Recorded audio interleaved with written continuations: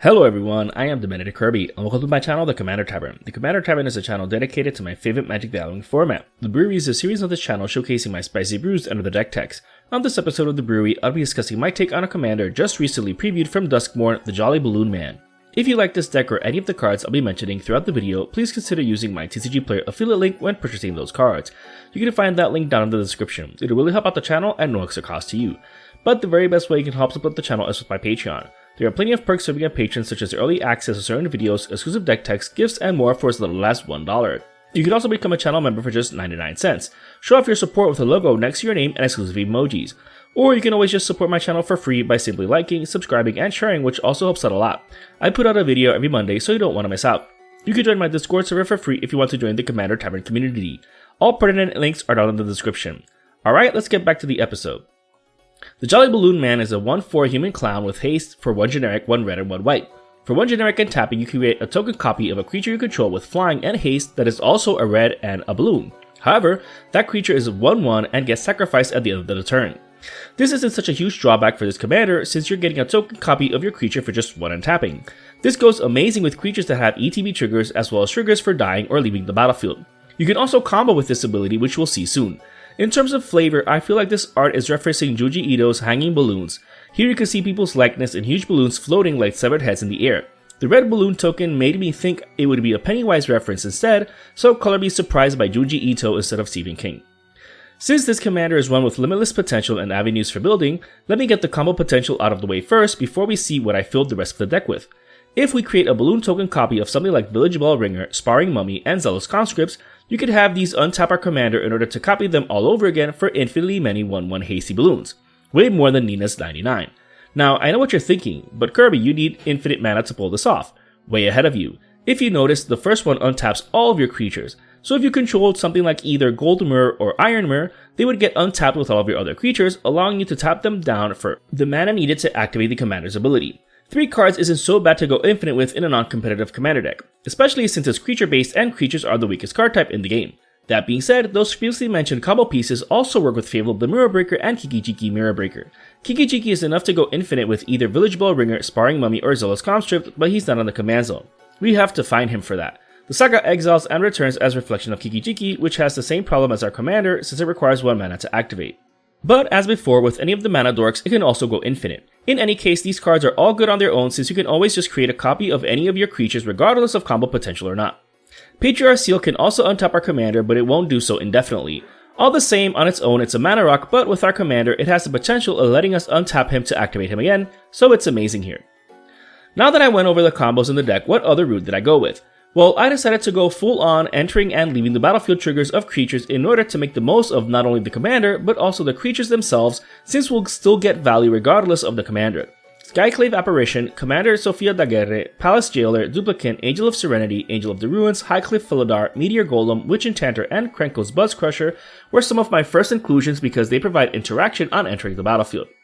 Of note are Palace Jailer for making us the Monarch on entering, Angel of Serenity for also providing potential recovery if we target creatures in our graveyard, Angel of Ruins for having Plane Cycling, and Witch Enchanter for being a land that can enter untapped if we missed our land drop. Cavalier of Dawn is also included in one of the best ones since it has both an entering and dying trigger. Entering is practically a generous gift type effect, and dying has us recover an enchantment or artifact, which will seem more relevant than not in grindier games.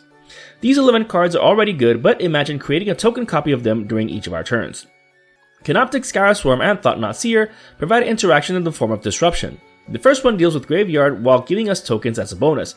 The second one has us deal with cards in hand before they become a problem. Sure, the opponent will draw a card when it leaves the battlefield, but at least we got rid of problematic cards before they were cast. Dire Flare Daredevil can also somewhat deal with opponents' graveyards, but only because we can cast instants or sorceries from there, exiling them afterwards. This is amazing against green decks since we can get ramp spells for ourselves, or if we want to get interaction or other interesting spells to steal. The deck is still running non-synergistic interaction like Chaos Warp, Generous Gift, and Stroke of Midnight for single target removal, Guffrey Wright's History and Unexplained Absence for multiple single target removal, and Vandal Blast and Blasphemous Act for the board wipes. While having interaction as well as a body is great, especially since we can copy it, our commander can only make copy tokens at instant speed, so we still need instant speed responses as well as board wipes. Apart from interaction, I also included some much needed card advantage pieces to abuse with token copies. The deck's running Spirited Companion, Wall of Omens, and Helpful Hunter. These might seem weak in the format, but they're cheap to cast and amazing when copied. Sometimes, short and simple and sweet is all we need. Mentor of the Meek, Rumor Gatherer, Welcoming Vampire, and Symmetry Matrix also make the most of our creatures entering, especially when they're 1/1 red balloons. Unfortunately, since the deck is red-white, these abilities aren't going to be as strong as green and or blue, but we can still make do with these. Hopefully someday Inspiring Commander gets reprinted in paper just like Ardent Angel, Velocan Dragon, Mardu Outrider, and Goblin Gang Leader, but I digress. Beza the Bounding Spring and Solemn Simulacrum also draws cards. However, Beza does more than that since it'll have other bonuses for us depending on how ahead our opponents are from us. Copying this each turn might eliminate that advantage, but it does help. Solemn Simulacrum ramps us when it enters, but it draws us the card when it dies, which is great for when its balloon token copy gets sacrificed. That being said, we'll see other mana acceleration effects in the deck later on. Skullclamp makes the most of these tokens being 1/1.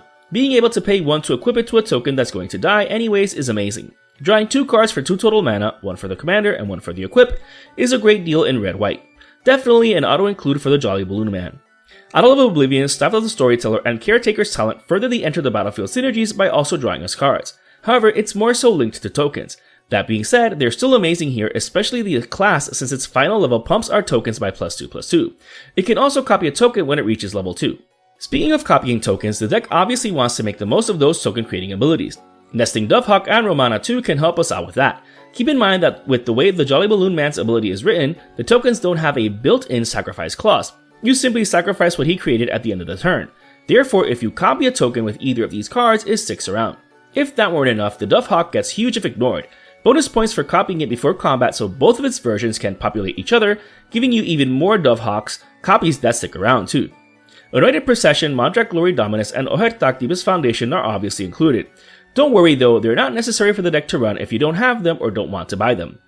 That being said, if you do include them in your own build, keep in mind that with the replacement effect, all copies created by the Jolly Balloon Man will be sacrificed at the end of the turn. Copying our creature tokens is amazing if those tokens do things when entering the battlefield, or even leaving the battlefield like with Wormcoil Engine.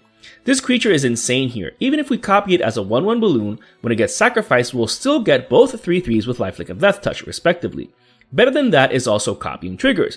We can do that with things like Delny Streetwise Lookout. Like Skullclamp, I feel like Delny is an auto-include here because the balloon copy tokens are 1/1. So if they would trigger when entering, leaving, or dying, they'll do so an additional time. Not only that, but she also makes them potentially unblockable. So good here, especially when combined with Wormcoil Engine. If it's a 1/1 balloon, we'll get twice as many worm tokens because Delny will have it trigger an additional time. So good. Apart from Delny, Eerie Interlude, Ghostway, Lazel's Acrobatics, and Semester's End are included for similar purposes. If we have a board full of creatures with ETB triggers, we can cast them and into speed to delay blink them and get all those triggers again when they return from exile. However, these spells also serve a protective function since we can cast them in response to a board wipe in order to keep our board. Well, our non-token creatures at least. Don't worry, I still included Boros Charm in order to protect our whole board. It still has other relevant modes, which is why it's one of the best Ravnican charms. The deck might seem super reliant on our commander, but not so much since there are cards in the deck to provide redundancy, as well as the cards themselves that are still good without them, even if they only get their trigger once when entering. However, the deck still has protection for him in the form of Plaza of Heroes, Swift of Boots, Champion's Helm, Darksteel Plate, Mithril Coat, and Shield of Kaldra. Keep in mind that these can also protect any of our other legendary creatures like Kiki-Jiki, Delny, Mondrak, etc. I opted out of shot effects because that way you can target our commander to untap him or delay blink him for protection. Fortunately, he's also relatively cheap to cast, making protecting him not a huge priority. That being said, Wayfarer's Bauble, Navigation Orb, Burnished Heart, and Canoptic Wraith are included as land-based mana acceleration. We still want to be able to recast him multiple times in a game, as well as the more expensive cards in the deck. The deck is still running the classic fare like Land Tax and Soul Ring. Getting an early game Land Tax is amazing, especially against those pesky green decks. Speaking of lands, the deck is running Reliquary Tower, Dwarven Mine, and Mistville Plains for miscellaneous purposes. The first one helps keep our fat hand if we got a good card advantage engine going. The Mine is a free 1/1 token if we fetch for it, and it enters untapped, which is great to trigger all those previously mentioned card advantage effects without taking up a slot in the deck. The last one is great for recovery, and, like the Mine, is fetchable. Continuing with lands, the rest of the deck is just the rest of them. Apart from all the previously mentioned lands, the deck is running all 9 fetch lands, Alpine Meadow, Elegant Parlor, Sacred Foundry, Sacred Peaks, Rugged Prairie, Spectator Seeding, Sundown Pass, Sunscorched Divide, Clifftop Retreat, Command Tower, and Ancient Tomb, as well as 6 of each basic land for the basic land ramp effects. As with all of my deck techs, you can build your mana base according to your budget. Whether you include more expensive cards or even cheaper cards is up to you. You do you. This brew is just an idea of how to build around the Jolly Balloon Man. I love everything about this commander, from the flavor to the ability creating a red balloon creature token to the fact that it's an evil clown with the actual clown creature subtype, and it's in red-white just like the clowns from Unfinity. Who'd have thought that red-white would be the color combination for an evil clown? That being said, this commander is so interesting and malleable to build around. Let me know in the comments how else you would build him.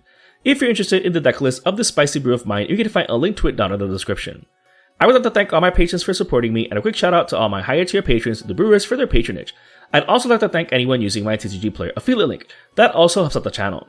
I also want to thank any channel members. Your membership is greatly appreciated. And to everyone, thanks for watching this episode of The Brewery on the Commander Tavern. I am the Mended Kirby, and happy brewing.